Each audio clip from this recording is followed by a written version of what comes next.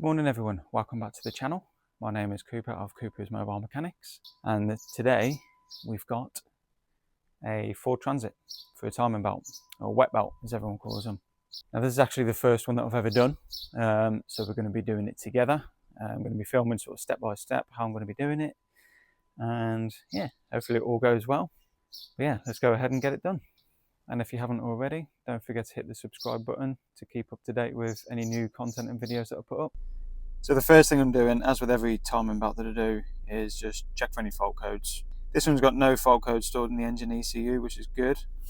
So at least now I know if when I've done the job, I'll recheck the fault memory after. If there are any faults in there, then I know that it's something that I've done. Now I can go and have a look. Maybe left a plug disconnected or anything silly like that.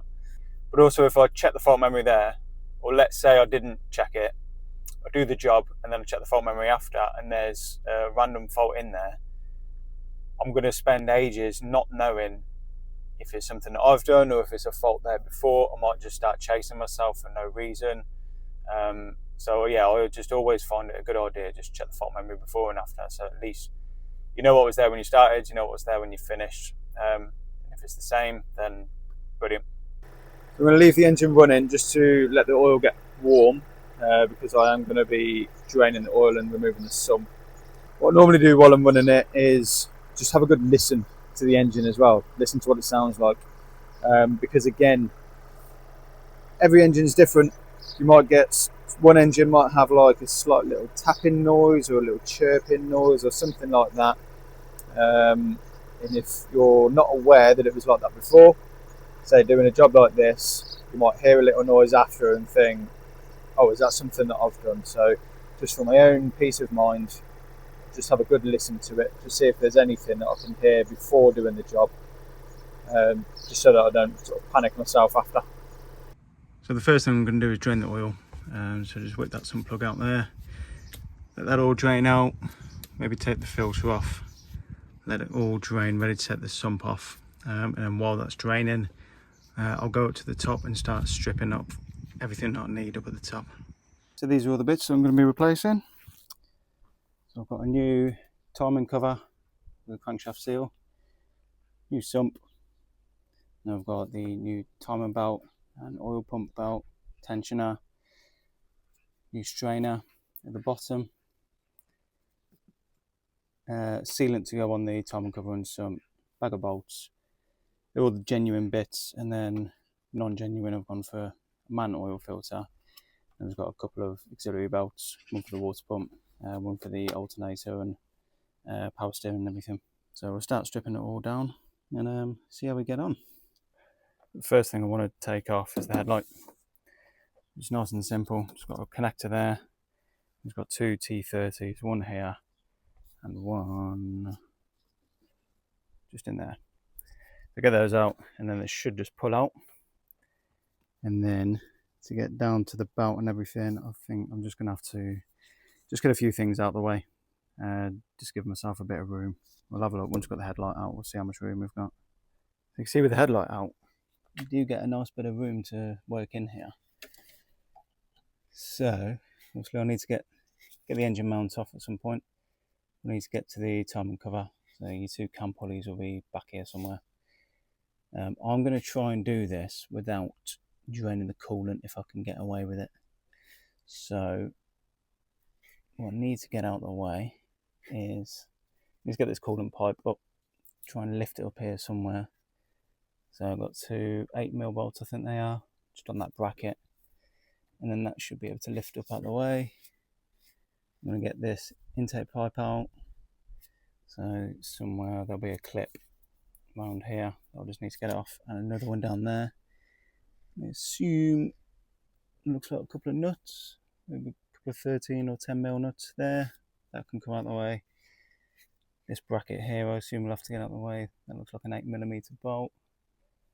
And then this pipe here, that'll have to come out. And I think that's pretty much everything up here, to be fair. Obviously need to get the alternator belt off. And then once I'm ready to, once I've supported the engine and the gearbox, that's when I'll take the engine mount off But for now, I'll just get all of this stuff out of the way. Now underneath, I want to take off this cover. We've got some 10 mils, one there, and one there. Get this out of the way, and then I think there's another, maybe another cover behind it. All right, so there's no other cover behind there, so I think I'm just going to take off this nut here for this bracket, just kind of get the pipe work out the way a little bit, and then I'll get these belts off. So the water pump belt here looks like that's a stretch belt, so I can just cut that off. I've got a new belt to put on, so I can just cut it off and then use as a special tool to wind the new one on. And then I'll just back this tensioner off here, probably a 15 or 16 millimeter. Push it over, get the belt off, and then I'll be taking the tensioner off. Up there, it looks like there's maybe a T45 or something. Just one bolt going in there, so I'll get that off. And then we'll pretty much, power steering pump. See the pulleys overhanging the timing cover. So I'll have to get that off. So there's about 3 or 4 bolts. I think it's just bolted in that way. So get that out. But yeah, just start stripping down. Just ready to get the cover off, really. So access is a little bit tight. Just getting to this tensioner. So what I'm going to do first is just take this engine mount off. So I've got the engine supported on the jack at the minute. I'll whip this off. Looks like there's 4 18 millimeters, a couple of 13 millimeters there, and I assume probably 13 millimeters on that side as well. Get this off, and then at least then I can drop the engine or raise it up or wherever I need to put it just to get access. The tensioner's out. Like I say, it's just the one bolt. It's actually a T50, not a T45. It's got a little nipple there for when you're putting it in, which just slots into there. So the bolt will screw into down there. See if I can focus. So the bolt will go into that hole, and then this little nipple here will just locate into that hole. Now just taking the rest of the engine mount out. So we've got 1, 2, 3, 4, 5, 6 15 millimeter bolts. I'm pretty sure I've got new bolts. This come with a kit, but I've just put these in the holes just so I remember where they go. Looks like that black one goes in the middle. All the rest of them, I believe, are the same length. So all there's really left to do now, I guess, is take out the power steering pump. Just down there, down here somewhere, yeah, just there. There's 2 10 millimeter bolts, it looks like, and I assume there's probably going to be a couple more at the bottom. So I'll get those out now while I'm up here, and then just be the crankshaft pulley, really, and that should be everything out the way. So far, touch wood, it's not been too bad. It's been alright. Alright, next up, I'm going to take the starter motor out. So before doing that, I want to make sure I'm not getting 12 volts going to the starter. So what I'm going to do, instead of disconnecting the battery, I'm going to take off this nut, take this terminal off, because that wire, I believe, goes down there into the starter motor. So I'll disconnect that. It should then stop any voltage going to the starter motor. So I'm going to take that out and put the flywheel locking tool on. Now that's disconnected, I'll take off the wire into the starter, and then under here there should be a couple of bolts. One there, and then there'll be one above as well. I can get that starter motor out and get the flywheel locking tool in there, ready to get that crankshaft pulley off. Also, I've got my flywheel locking tool in there. It doesn't fit the best, to be honest. It's on a bit of an angle, but it has worked, has done the job. And then I've just taken out that centre bolt, big 24 millimeter bolt. Oh, he did it with the long bar. It's a very, very tight bolt. Some people say you can just use the impact gun to get it off. Some people say not to use the impact gun because you can sort of not do damage, but you can kind of rattle things and cause other bolts on the timing belt, other bolts to break. So I've just sort of stayed on the side of caution and used the bar. So now I just need to use the puller tool to get this pulley off. So this tool basically bolts onto the pulley. Got two 13mm bolts there, bolt on there and there. Got a little insert that goes on the end of the crankshaft, and then you just need to wind this bolt in, and that should pull the pulley off.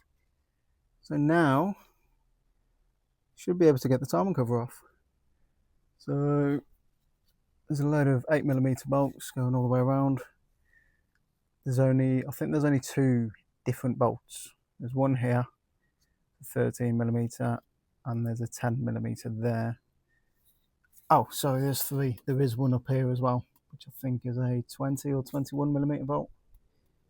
So yeah, I think I'll probably get that middle one out first, and then get all these outer ones out, and then get the timing cover off. It's silicone on, so you'll need to sort of get a bit of a pry bar behind here, lever it off. It will bend, it will get damage coming off, which is why we've got a new cover to put on there. Wow, getting that timing cover off is no joke. A good job I got a new one, because there's absolutely no chance of getting it off without it bending. So, next up, I guess, I'm going to put the crank pulley bolt back in, and then I'll take off the sump, because then I can get the oil pump belt off, and I can turn it over, get it locked up. I've got the flywheel locking tool back out. Turn it over, get the two cam pulleys locked up, get the bottom crank locked up, and then we can get the belts off. So, got the tensioner there. Just wind it over with a 8mm Allen key socket, it looks like. Wind that over, get the belt off. Have got a new bolt, that idler pulley as well, because I have been told, got a few people I think of, although you don't touch that bolt, got a few people who've done belts and then sort of 100 miles later that bolt snaps. Not sure on the reason why, no one really knows why. Like I say, it doesn't get touched. Some people say it's due to gunning the crank pulley bolt on. Some people say just the extra strain with the new belt and everything, the extra strain sort of snaps the bolt. Yeah, not really sure why, but I have got a new one to put on there. So the sump should be fairly simple. Just a load of 8mm bolts, and then just rip it off. Like I say, I've got a new sump to put on there as well, just in case that bends. Now we've got the sump off, have a look inside the strainer, see how clean it is. So this is what gets blocked up when the belts deteriorate. And it looks nice and clean in there. This van's only done 38,000 miles. He's just getting it done as a precaution. It's a 19 plate, so it's about 6 years old now. But yeah, it's looking nice and clean, to be fair. I've got a new one to put on there anyway. Like I say, I'm just going to take the oil pump belt off. There's a little cover here. Get the bolt out, take the cover off, and then I can get that belt off, and then get the timing belt off, and then give it all a nice clean up around the sump and also around the timing cover area.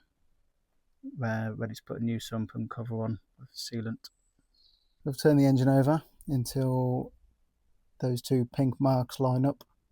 Got pink mark, one on each gear wheel, and the crank pulley, or the crankshaft, sorry, is locked up with the tool there. And then I've got the two cam pulleys pinned in. So now that everything's locked up, I should be able to get the belt off. The actual belt itself is not in bad condition.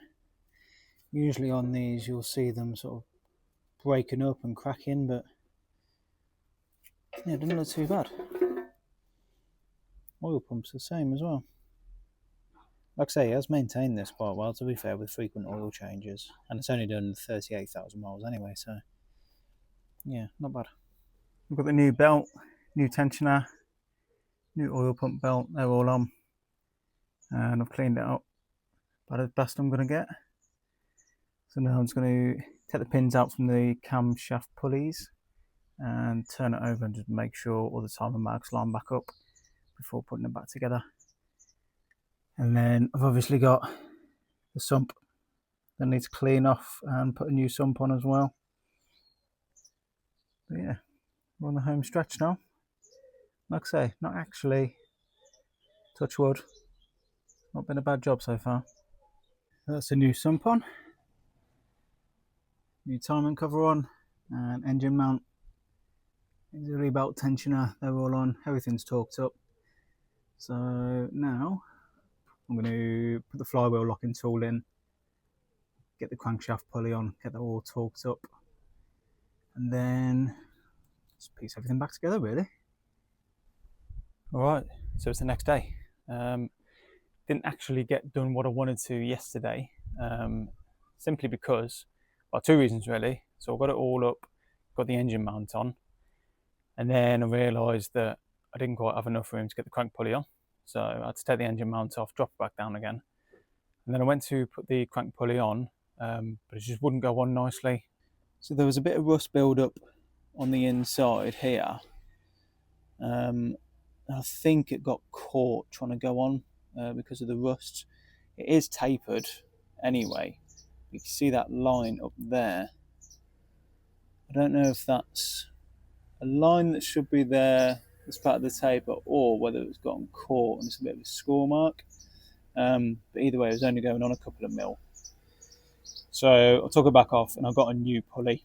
So I've got the new pulley on first thing this morning, and now I'm just building it back up. I just want to show you, so I've printed off all the repair instructions for it from all data. I just want to show you the torque settings for various bolts. So this is for the crank pulley. So you've got 9 stages of how to torque it up. You've got 10 Newton meters, then loosen it by 60 degrees, then 20 Newton meters, then 70, then 150, then you loosen it by 90 degrees, then 100 again, then 300, then a further 90 degrees. So it takes quite a long time to torque that up. But then you've also got, there's other bits as well. It's like the little idler gear bolt that I said to you that I was replacing, that one that we didn't touch but we're replacing it anyway.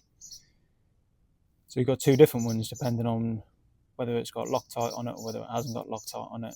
But again, there's all sorts of stages for the torquing. Yeah, it's just a bit ridiculous. So it takes quite a while to torque them all up properly. Yeah, just make sure you follow it step by step. There's obviously a reason why they need to be torqued in that specific sequence. I'm not an engineer, so I don't really know why, but I'll just follow the instructions. So everything's back together. Everything at the top's done.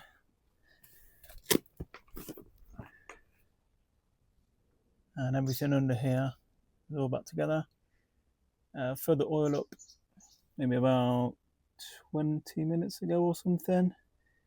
The oil sits, it should sit above the sump. So hopefully, if it was going to leak, I would have spotted it by now, but I'm just going to start it up now.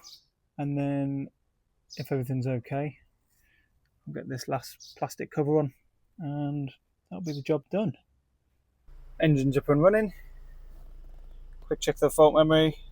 There's nothing in there, which is good. So I'm just going to leave it to run for a little bit and just make sure it's not leaking oil. I think from what I gather, oil leaks after doing this job are quite common.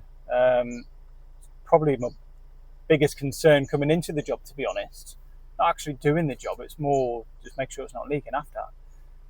Particularly on the sump, where on the actual bottom of the engine, where the sump goes on, it's really thin. So usually you put sealant all around the sump and then put the sump onto the engine. But there's a chance, there's a risk that you might miss where it actually goes onto the engine. You might miss because it's so thin. So I've got some sealant on my finger and just run it around the bottom of the engine first and put the sump on. I know a couple of lads do that and they seem to have not had any problems since they've been doing it that way. So hopefully it should be nice and dry when I check it. So I've had it running for a while. I just thought I'd turn it off while I show you because you couldn't hear me over the sound of the engine. But it is looking nice and dry under there. There's no oil leaks. So yeah, I'm quite happy with that. All done. I'm quite happy with that, to be fair. Considering that was the first one I've done, it went quite well, to be fair. No leaks after, it's all running fine, no faults after, so yeah, I'd quite happily do another one of those, to be honest with you.